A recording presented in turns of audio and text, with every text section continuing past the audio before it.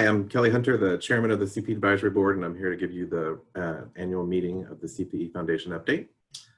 There are two types of learning formats that we have. We have live and we have online, and we continue to move more towards online programming as webcasts and these types of programs are growing in popularity and consumption. By doing this, it's really great because there's an additional opportunity for us to capture additional participants, and we're working towards these goals. Just to look at our live classes that were given in 2019-2020, we had 74 8-hour seminars with a class average size of 15. We had some summer clusters. We had 4 clusters with 71 classes. One of those, unfortunately, was canceled. But we had 1,630 total registrations in that, so that was a good turnout. And we held 12 live conferences. This is through February of 2020, because after that, all of our programs were held virtually due to coronavirus.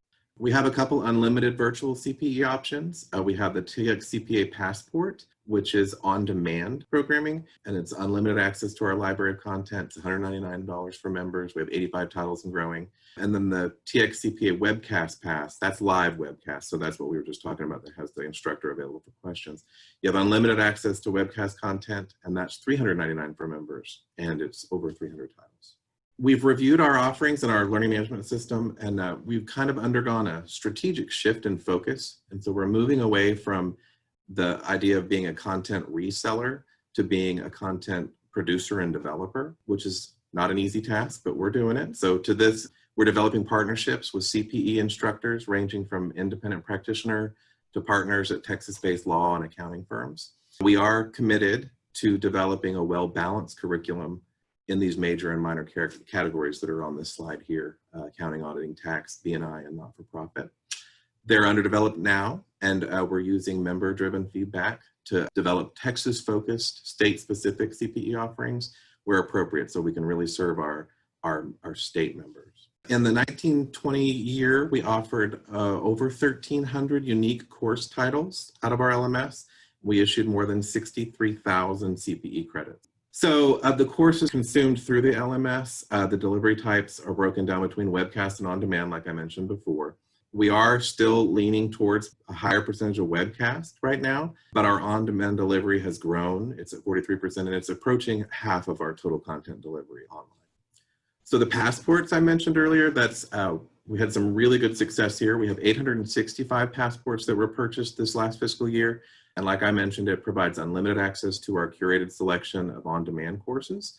CPAs in public practice, you can see on this graph, make up 36% of our passport sales. B&I, our industry members, are 30%.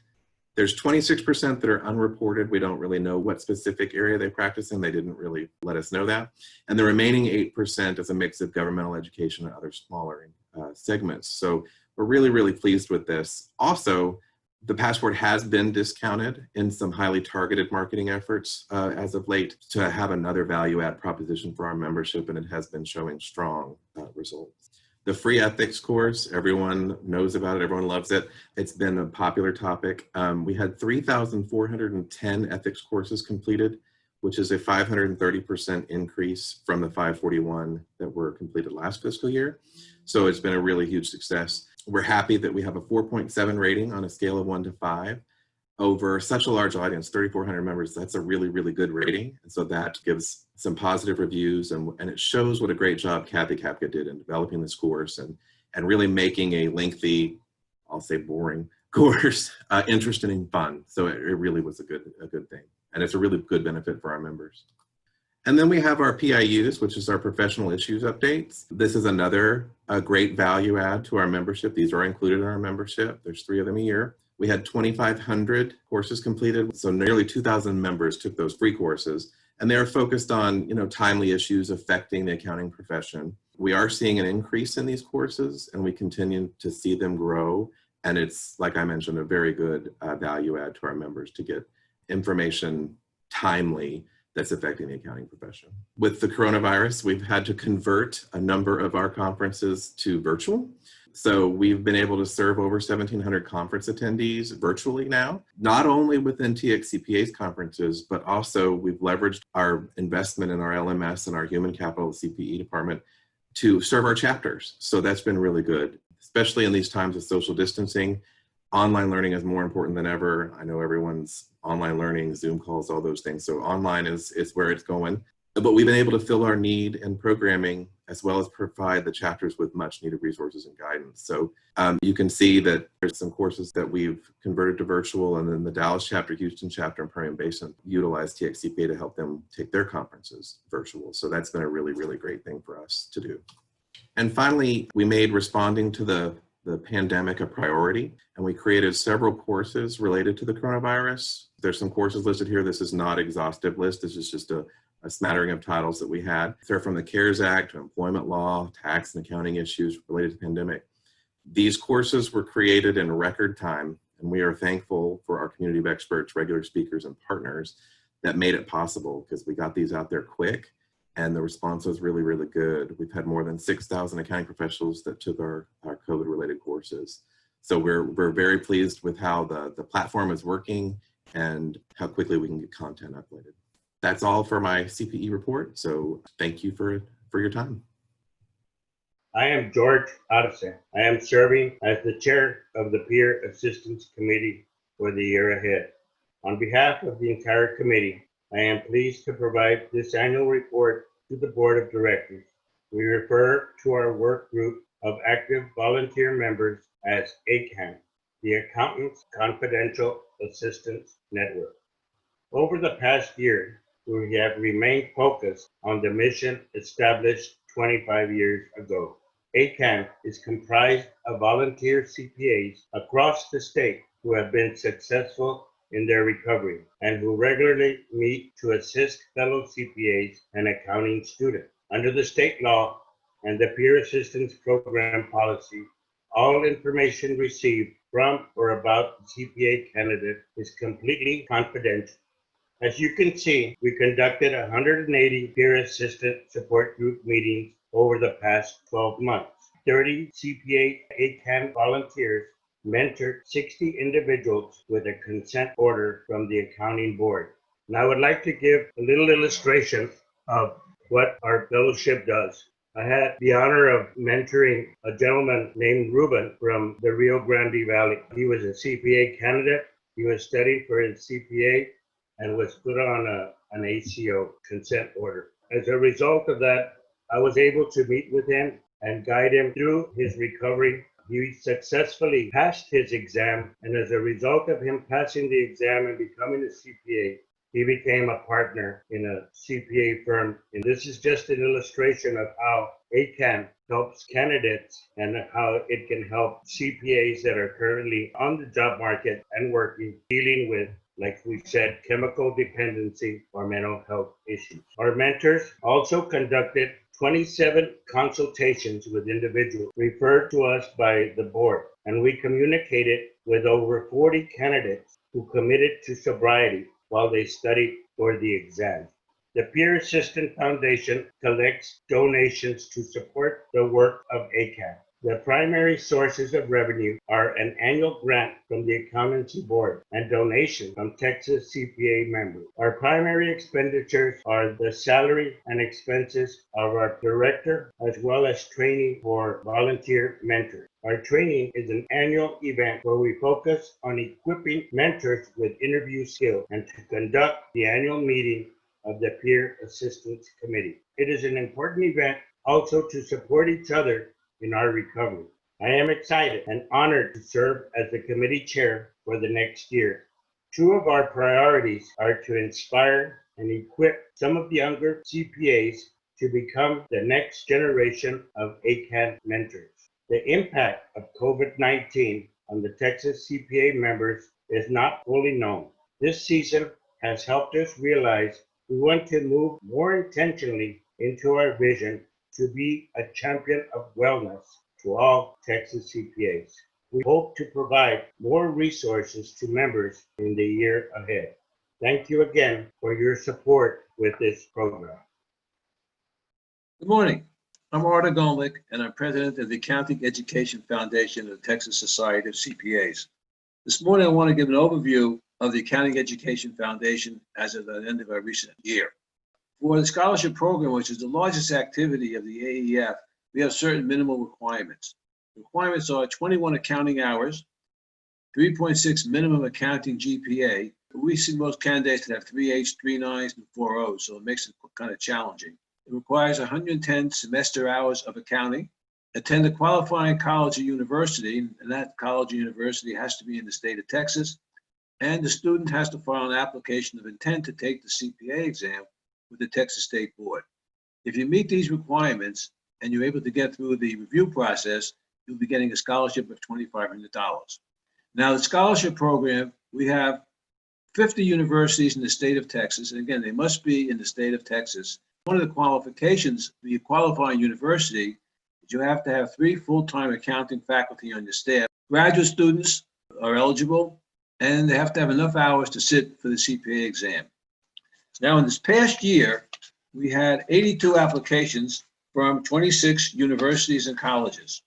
50 students received scholarships from 18 of the universities. The scholarship program is a very, very labor-intensive review.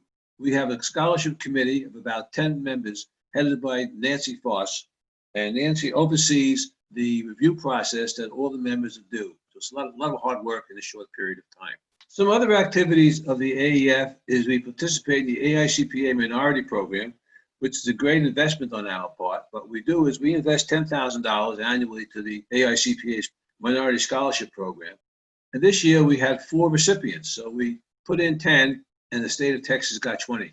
Great rate of return. It's an activity, an initiative, which we will continue. We also co-sponsor the Accounting Educators Conference, which we hold every year in October. Again, we'll hold it again this year, but we don't know whether it's going to be face-to-face or by computer like we're having this meeting. But the purpose of the conference, which we underwrite, is to give educators the opportunity to get current on accounting methods and technologies and methodologies of teaching. And it gives teachers from all around the state the ability to network with other teachers to learn about their techniques and some of the new things that they're doing. And one of the other things that we did this past year, which we'll talk about again in a few minutes, is we approved the Education Pipeline Initiative. Every June, we elect 4 new members to the Accounting Foundation Board. This year, both Charlotte Jungen, Michael Brown, Sam Chang, and Kelly Parr are rotating off, and we thank them for their service. Charlotte Jungen from Houston, Michael Brown from Central Texas, Tracy Miller-Nobles from Austin, and Brian Morgan from Austin, who will be nominated to serve on the Accounting Education Foundation Board. So at this point, I'd like to make a motion that these 4 new potential members of the Accounting Education Foundation Board be nominated for those positions. The purpose of the AEF Foundation shall be to aid, promote, develop, and advance education and research related to the study, teaching, and practice of accounting and finance in Texas. As we all know, there is a declining number of accounting students going out there, in addition to declining number of people taking the CPA exam and declining number of new CPAs. And although we're making great investments in the young CPAs, we find it very difficult to measure our success in making these investments. And we'll talk a couple of minutes about our initiative and how that will hopefully minimize this difficulty. In addition, inadequate resources is key. This year is going to be a prime example. We're missing out the opportunity for 2 major fundraising events because we're not having a face-to-face conference this year in the annual meeting. This year, we're not having either our very, very successful auction, silent auction, or a successful raffle. So our resources were going to be cut down substantially this year, and hopefully the stock market gives us a great return so we can make up for those inadequacies. Now, the Education and Pipeline Initiative is something we talked about at the mid-year board meeting, and the executive board approved it, providing $150,000 of funding for the 2021 year. And new executive boards will determine for the 2021-2022 year whether they'll continue that kind of funding. The foundation is looking for an education foundation director and, in due course, a support position for someone who will spend full time dealing with the AEF issues that we've talked about. And hopefully that will help us develop a statewide strategy that will increase the number of students taking accounting classes, becoming CPAs, and obviously and hopefully becoming members of our organization. One of the objectives is to align the AEF with other 501c3 organizations within our overall structure, which is the CPE Foundation, and we're working on doing that. And our objectives are, in terms of how we're going to structure the AEF going forward, is we're going to centralize the education and all student efforts under the AEF, create an advisory board, and review existing committee structure. So there will be some changes in our overall committee structure for the Accounting Education Foundation. So next year, when the speaker gets up here and talks about the AEF, they'll talk about the new committee structure and how we've restructured it and how successful we've been in our first year. And I say how successful with a big exclamation mark. Thank you. Hi, my name is Jesse Dominguez. I am the chair of the TXCPA CPA-PAC, and I want to thank those of you who have supported the PAC so far this year, and those who continue to support the PAC annually. It's because of your support that we can continue as CPAs in Texas, and so it's a great thing that y'all are doing. As you all know, with the 2021 legislative session, most likely we'll have some budget shortfalls with reduced revenues going into the state this year. So you can rest assured there may be a request for taxation of professional services, and that's an item that we often lobby against. And so I hope that we can count on you for your support. Additionally, there are always bills that come out that may weaken the requirements or qualifications to become a licensed CPA in Texas. So again, those are things that your CPA-PAC ward off in our conversations with legislators. We are a bipartisan PAC, and we do work with all legislators and try to get a business-friendly representation. So we have the 2020 campaign budget I want to talk about now. The general election is going to be held on November 3rd. We as a PAC committee have reviewed all 181 legislative races, and we have made recommendations with regards to contributions to many of those. There are some runoff elections that are scheduled for July 14th, as the May 26th runoffs were postponed. And after that date, we'll know exactly who all the candidates are, and we will update that list. This year is not a year for statewide races for the governor, lieutenant governor, and the comptroller, but conventional wisdom always says that you go ahead and contribute during off years. So in the campaign budget chart, you'll see that we have listed amounts for those seats. The bulk of our giving will be done in late summer up until the election. We have a sample of the legislative candidates summary form that you'll see, and that is sent to each chapter president, the PAC chair, and the executive director. And we'll send that out as soon as that July 14th runoff election occurs. And with that information, each chapter can review the races in their areas and determine which contributions they want to make. If you do have requests, please send those to Diane Joyner. There are volunteers, and this list is the list of volunteers who can request those checks. So if your chapter has a person on this list that may not be that person, please let us know, let Diane Joyner know, and we'll get that updated as well. These people, as well as staff, have permission to request checks. The fundraising scorecard is something we keep up with to determine how we're doing on our fundraising goals. And so here we are about halfway through the year, so we can make determinations as far as how close we are to our current goals. If you look at your chapter and you're not necessarily in where you think you should be, please feel free to contact Diane Joyner for ideas and assistance on how to raise some funds. Additionally, I know a lot of people like stats, so we have a 10-year comparison chart.